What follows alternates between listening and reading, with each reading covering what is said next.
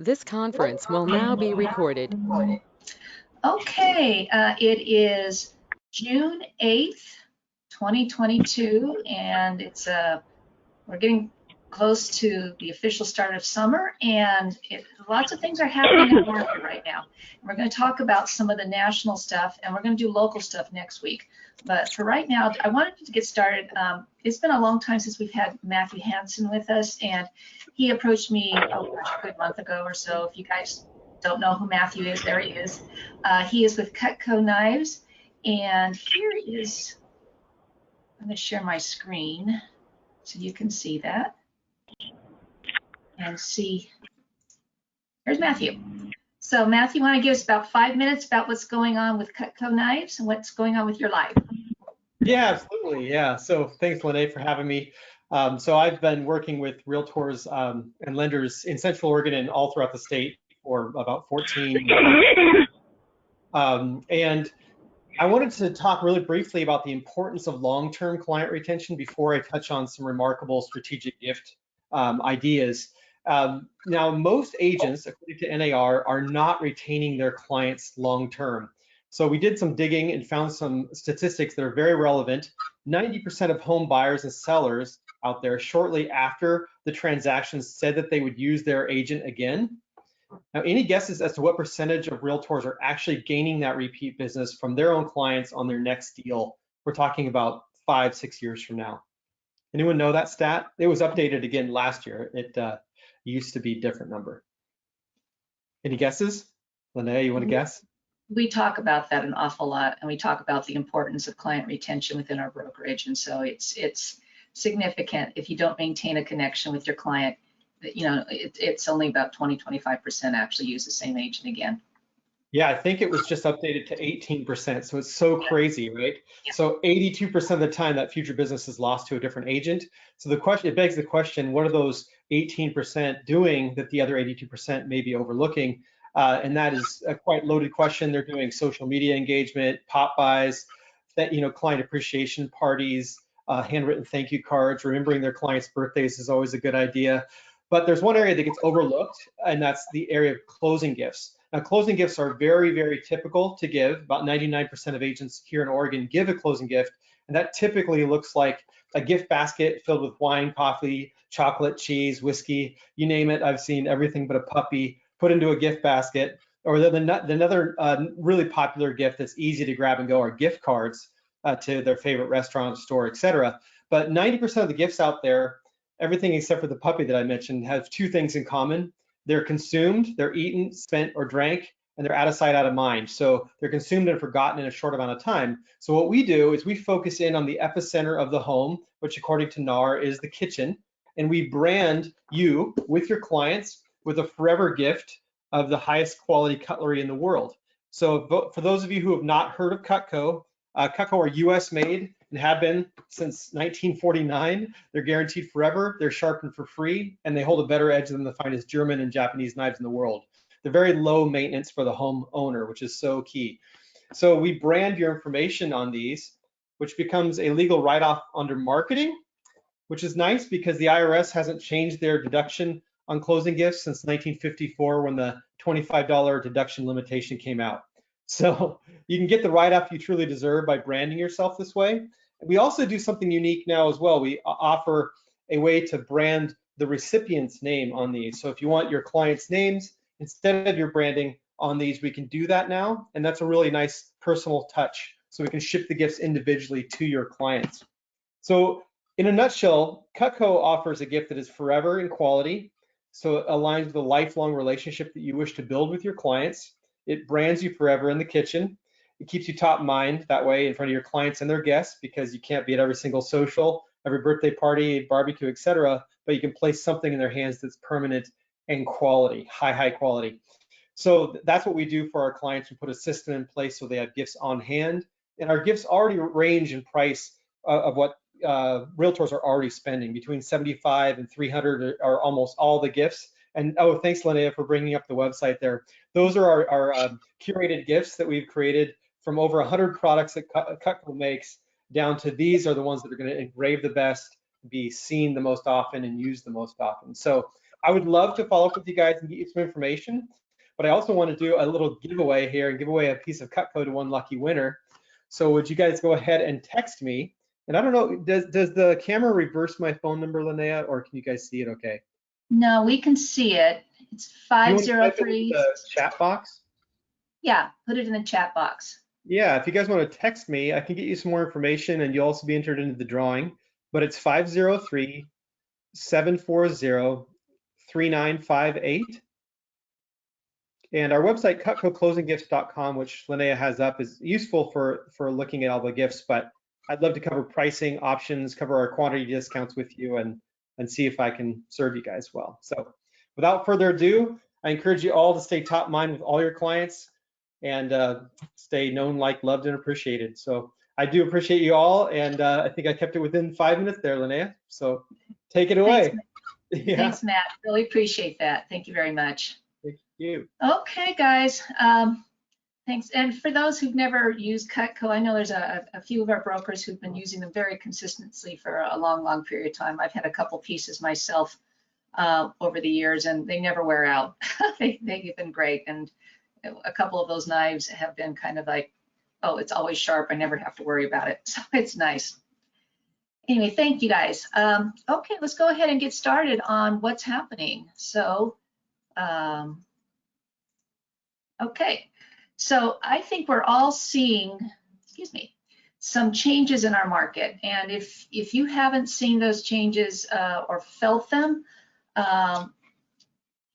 you know, you're probably not actively working right now. Maybe you're just coming off a vacation or something like that. But there is some changes happening in the market. It's been happening over the last couple of months, and people are seeing this. Even when you're meeting with your clients and they're anticipating listing a home, say based upon what was happening last summer or even the earlier part of this year, and you're having to let them know, no, there's things that are absolutely changing in our market. We are seeing some massive shifts. We're seeing interest rates go up. We're also seeing inflation. And for people who, you know, I mean, I just filled up my car yesterday. My car gets good gas mileage, and I still had about, you know, a little less than a quarter of a tank, and it was $80. $80 to fill my car up. I was just shocked at that. It's usually about 50. And so it was, you know, we are all feeling the pinch of inflation, and it's definitely impacting our clients. So what's ahead?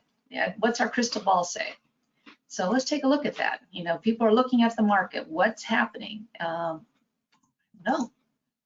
Sometimes we have clients just say, I'm going to wait till prices come down. We're seeing some of that. I've talked to some of you who said, well, my clients that I had who got discouraged last year because prices were so high, they just say, I'm going to wait till prices come down. I've also heard rising interest rates. What's happening there? Well, I've also talked with a couple of you who've told me that in some cases, some of the buyers you've been working with have lost $50,000 worth of buying power because of the rising interest rates. And with that in mind, what does it actually mean for them as to what they can purchase? Well, that means if they're looking for homes that are $50,000 less than they did before the interest rates went up. And where can you find homes that are priced $50,000 less? We all know prices have been going up at an astronomical rate. So where can these people afford to buy? What can they afford to buy? So what can we anticipate also is going to happen with rising interest rates? So sometimes people are also saying now isn't a good time to buy a home. Well, when is a good time to buy a home? You know, there are people who are saying, I'm just waiting, I'm on hold, my life is on hold. We know that the buying frenzy has softened tremendously. We still are seeing multiple offers at certain price points, and especially we're seeing multiple offers at some of the higher end stuff and also the lower end stuff, but the stuff in the middle is now starting to sit. So what does this all mean? The other thing is the market going to crash? Are we going to experience another 2008? Is everything crashing around us? And so this is what people are saying. This is what our clients are saying. This is what people are thinking. This is what, if you listen to the news and, you know, think about it, people who run the news are trying to sell something. They're trying to sell you watching the program, so you listen to the advertising that's going on with it, or buying the newspaper to read that article. So some of the headlines are pretty scary. But if you actually get into the depth of everything, really, is the market going to crash? What is the reality of what we're seeing? So this was as of May 19th. And so I'm going to go progressively forward based upon what the experts are saying. So if you look at May 12th, in the months ahead, we expect monetary policy and inflation to discourage many consumers, weakening purchase demand and decelerating home price growth. And this is from Freddie Mac. But then a week later, economic uncertainty is causing mortgage rate volatility. As a result, purchase demand is waning and home builder sentiment has dropped to the lowest level in nearly 2 years. Builders are also dealing with rising costs, meaning this posture is likely to continue. So let's go on to last week, excuse me. Mortgage rates are likely to continue to move higher throughout the balance of 2022, although the pace of rate increases is likely to moderate. This is again from Freddie Mac. Much of the increase in rates in early 2022 is an anticipation of what will happen later this year, especially with Federal Reserve interest rate policy. And so these are, again, our experts that we look at, the chief economist. But now, this is the chief economist with the Mortgage Bankers Association. Mortgage rates, and this was as of yesterday, oh no, 2 days ago, excuse me. Mortgage rates are likely to plateau near current levels. The financial markets have attempted to price in the impact of Fed actions over the cycle, and they are likely also pricing in the economic slowdown that would result. Once we are past this rate spike and associated volatility, Mortgage Banker Association expects that potential homebuyers may be more willing to re-enter the market.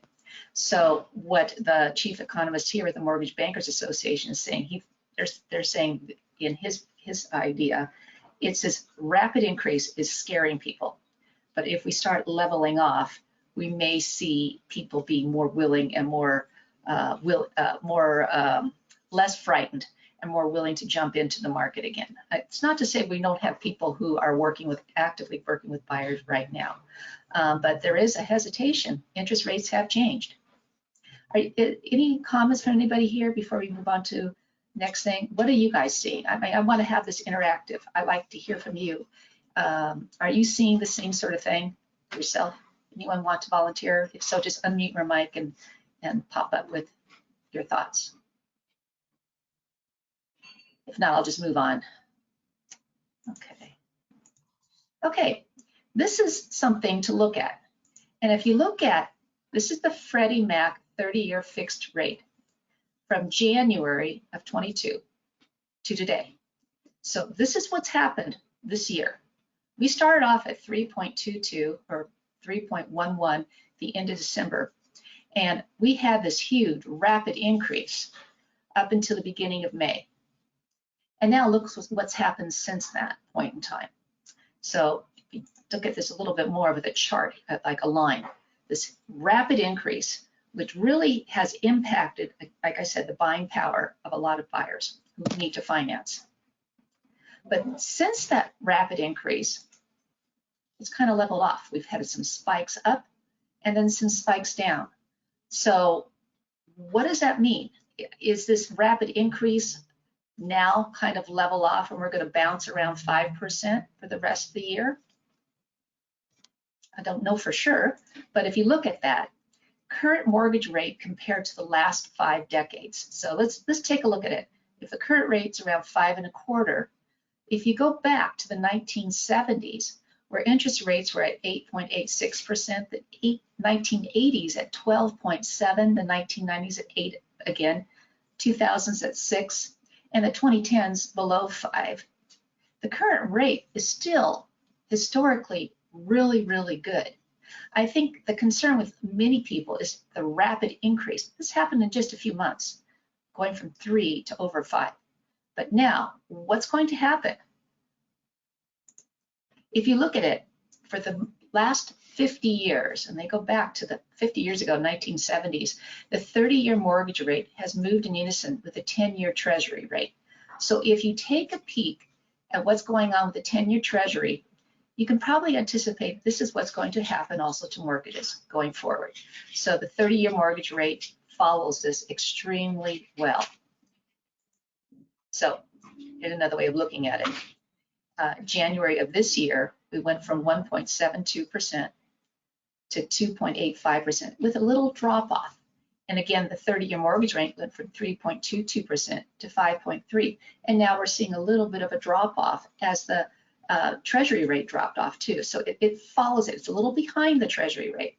So we could probably anticipate, because of the history of this, that the mortgage rate will continue to follow the 10-year Treasury rate. So if we hear about a spike up on that, we're going to anticipate mortgage rates will spike up maybe next week or next couple of days. So if it's dropped, maybe you can anticipate it, most likely mortgage rates will drop a little bit. So something else to take into consideration, and this has been holding true all this year. Nearly 30% of our transactions are taking place in cash. So there's a sizable contingent of buyers that are not interest rate sensitive. And we have seen that throughout this cycle and throughout the last few years. I mean, so many cash buyers, so many $1 million cash buyers. Lots of people still have that. We are still seeing that within our office too. People who have cash still are king. We're also still seeing, in a lot of cases, significant down payments where people are still financing. They may be putting down a lot of down payment.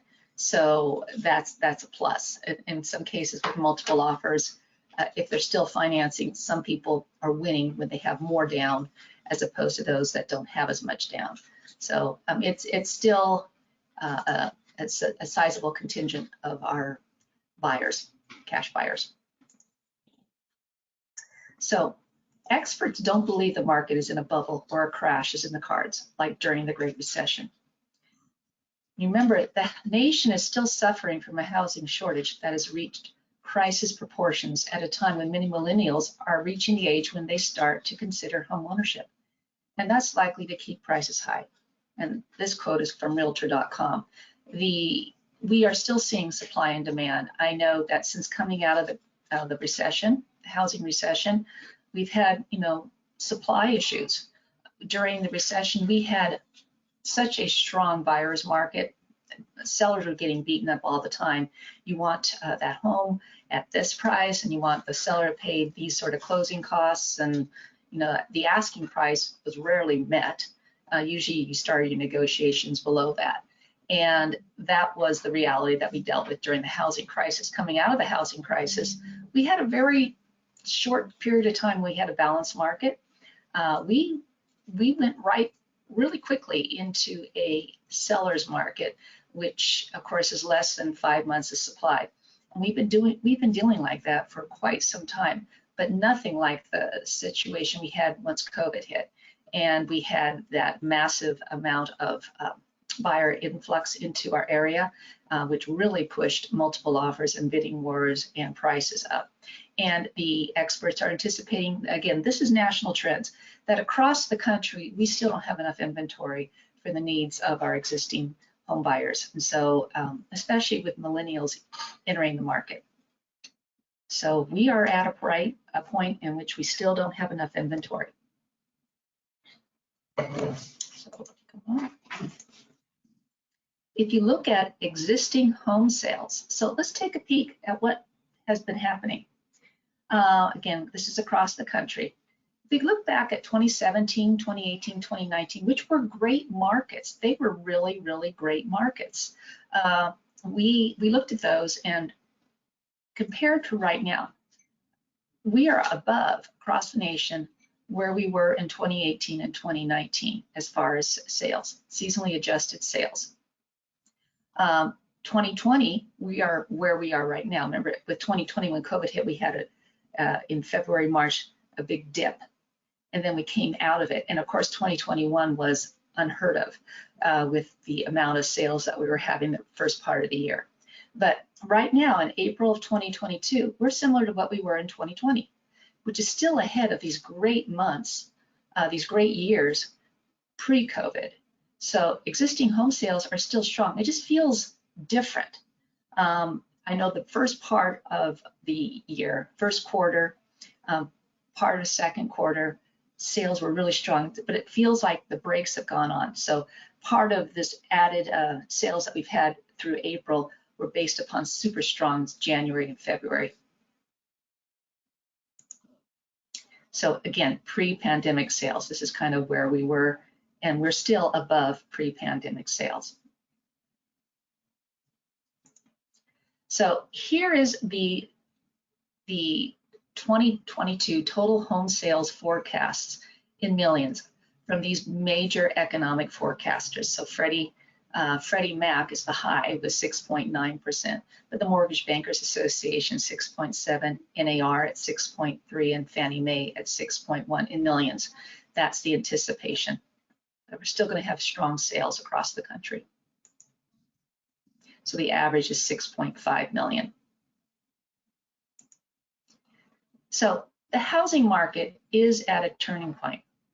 We're starting to see signs of a new direction, but the ball is still in the seller's courts in most housing markets. However, as I said, within our own local market, and again, we'll talk about that more next week, we are also starting to see people who set certain price points, recognizing that we're not getting showings, we're not getting offers. I think we set the bar too high. We need to make some adjustments. Price adjustments are happening. People are lowering the prices.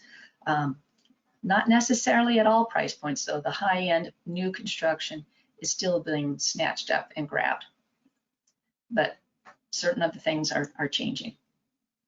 So what's a recession? You hear everyone talk about 2 quarters in a row of negative growth as being a recession. But the National Bureau of Economic Research defines a recession as a significant decline in economic activity spread across the country, spread across the economy, lasting more than a few months. Normally visible in real GDP, real income, employment, industrial production, and wholesale retail sales. So are we entering a recession? If you go with the thought process that it's 2 quarters in a row, first quarter was negative growth. We're almost done with second quarter. We have to get through June. Predictions, I heard on the news this morning, they're anticipating a 0.9% growth in the second quarter. I don't know. That's down from what it was just a few weeks ago, where they were anticipating above a 1% growth. So I don't know if second quarter is going to be negative growth. I don't know. So if we do enter into a recession, what does that actually mean for us as realtors? How's that going to affect our housing? Remember that a recession doesn't equal a housing crisis. And this is a really good chart to look at. Home price change during the last 6 recessions. So we had some significant recessions during in the last 30, 40 years. In the 1980s, there was a recession. I don't know if you remember that one. That's the last time we had such high inflation. It was a significant recession, but we didn't have a housing crisis. Home prices went up 6.1% in the 1980s. In the 1980s, excuse me. 1981, still the recession was in place. Home prices still went up 3.5%. Now, in 1991, we did have a little bit of a dip in home prices. But in 2001, I think this was the dot-com recession, if I'm not mistaken. I mean, you guys might be better than me at remembering these. Housing prices went up 6.6%. The big one, of course, was 2008, and this is the housing crisis. And again, this was a recession triggered by poor lending practices. We've all talked about that. We've lived through that, where the thought process of, you don't have to prove employment, you don't have to prove you can pay your loan back. You come in, you sign a 1-page document, you get your loan, and oh, by the way, you want a HELOC thrown on top of that. Here you go. They padded everything, and it was so easy to get a loan, and terrible lending practices led to such a crash. Yes, but here we are in 2020. This is when the COVID-19 pandemic first hit. We did have a slowdown, definitely, but housing, we know what happened in 2020, how prices continued to escalate during that period of time. So again, a recession doesn't necessarily equal a housing crisis. People will still continue to buy homes. So the mortgage expert here, if you're looking to buy a home, I would still recommend you do so. even at the higher interest rates, because we have no reason to believe that home prices will stop appreciating. Home values going up is only a problem when you're trying to buy. When you own, it's a gift. And again, national statistics. I don't know what's going to happen in our own personal market. Our own market is unique to Central Oregon. We're going to talk more about that next week. But I did want to ask you guys, are you seeing this, and can you share with me what you are anticipating and what you're seeing when you're working with your clients? Anyone have thoughts? What are people saying to you directly? If you have anything to share, just please unmute your mic and just talk. Any thoughts? Well, Okay, my one, thought is, yeah. my thought is the same. I get the same clients repeatedly, and they used to have a sense of urgency, and now they're not in a big hurry.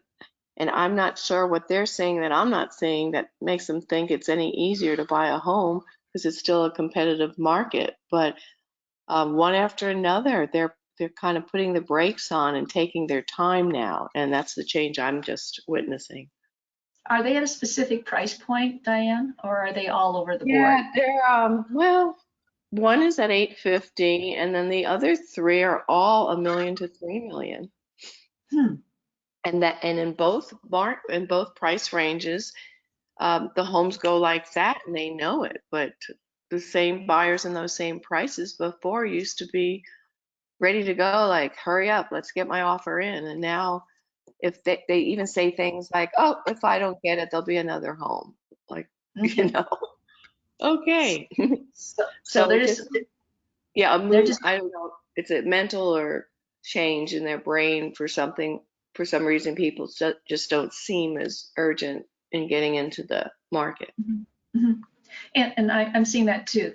The purchase frenzy, the buyer frenzy is definitely not anywhere near as strong as it was. Yeah, Kate, do you have something here? Well, I just want to say when people start hearing the words recession, slowing economy, things like that. I know the stock market's not the economy, all those adjustments, people are losing cash in accounts. People get more conservative. And I think it's not so much resistance to buying, but they're just thinking it through more. That they have Yeah. lost, some of them have lost that sense of urgency. And you see the median range price of a house in Bend is now $795,000 or something like that. And then the statistic is only 17% of the population in Bend can afford that, could buy that at that price. So the high end of the market, I'm still seeing people there too, but I think the same thing Diane is saying is true. I just think people are more cautious. When you think about recession, and if you're older and you've lived through a few of them, Right. The key advice is always to hold on to your cash and don't be so impatient, Right. but now is always the right time because now is all there is. That's my last comment. Bye. Well, and that's true. Yeah. Our life is all based upon where we are right now at this present point in time. If you need a Right. home now, you need a home now. Absolutely.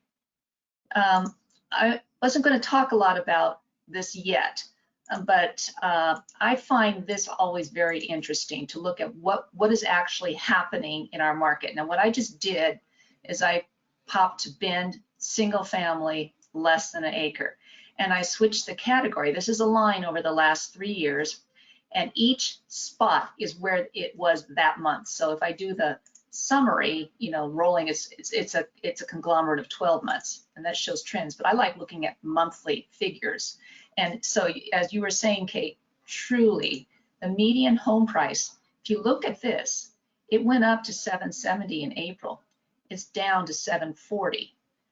So, we're starting to see maybe a little bit of a glitch. The average sales price is still going up, but at a lessened rate. I'm also looking at things like price per square foot. Look at the average price per square foot, but the median price per square foot leveling off? Are we at the point of time in which people are starting to say enough is enough, or we're reaching the point where people can't afford a home any longer? Are we at that in our own personal market? In pending sales, if you look at pending sales are still shooting up like anything. This is also partly seasonal, going from April to May. This is May to July last in 2020, and this is what happened to April to May last year. Again, the trends, I don't know. Solds, we had a dip, but we're going back again, partly seasonal in here as well. It's a strange thing. Any other thoughts from anybody else? What you're seeing and when you talk with your clients, is there a sense of urgency any longer to list? Are people still waiting to list, or are they recognizing they may have missed the top of the market for listing? Have you heard that from anybody?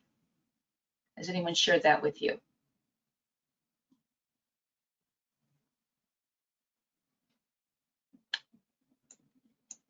Now, I've talked with a few of you, and a number of you have told me that in their opinion, they feel like it's a bit of an education. That was the last slide I was going to share with you about expert versus perfect advice versus expert advice. I mean, perfect advice, we can never be perfect on what we're saying, but we can show people the trends. And we can also let people know that last year we had such a buyer frenzy to purchase, but home prices were also less last year. And even though we're starting to see a bit of a slowdown, they're still up significantly over what they were just a year ago. And so the buying power, especially when you have someone who has to finance at least a portion of their property, a portion of their purchase, is lessened because of interest rates having gone up, and now can they afford what cost them a median sales price in July last, let me go back to May of 628 last May. Now May is significantly higher at 740. So who can afford a median home at 740? Whereas last year maybe the 650 or the 628 worked. Is still a lot more money, over $100,000 more.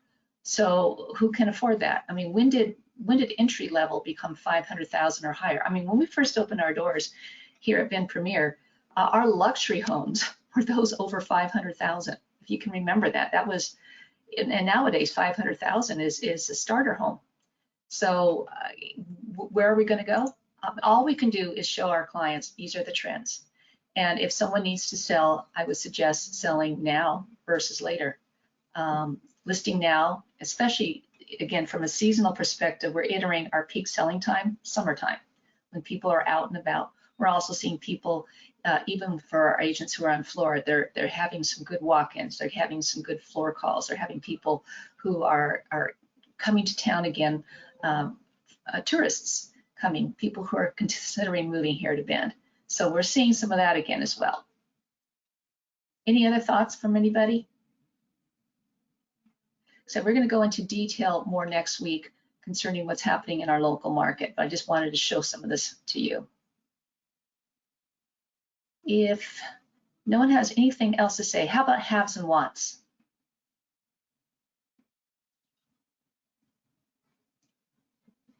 Anyone haves or wants?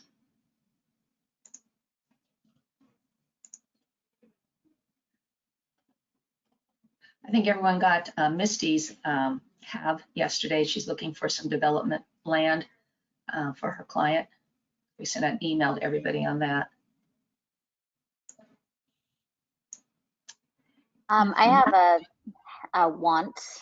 Yes. Someone's looking for something around 550, maybe up to 700,000, ideally with a pretty big shop, really tall doors to fit work vehicles, at least half an acre. So we're looking either in Bend or the outskirts of Bend, or kind of the more northern end of Lapine.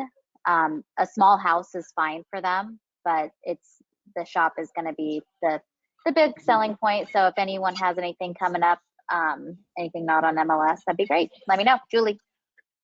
550 to 7. Okay, very good. Because I can think of several listings we have, but they're over that figure. So that probably won't work for your clients. They look nice, but yeah. Okay, anything else for anybody? Other haves or wants?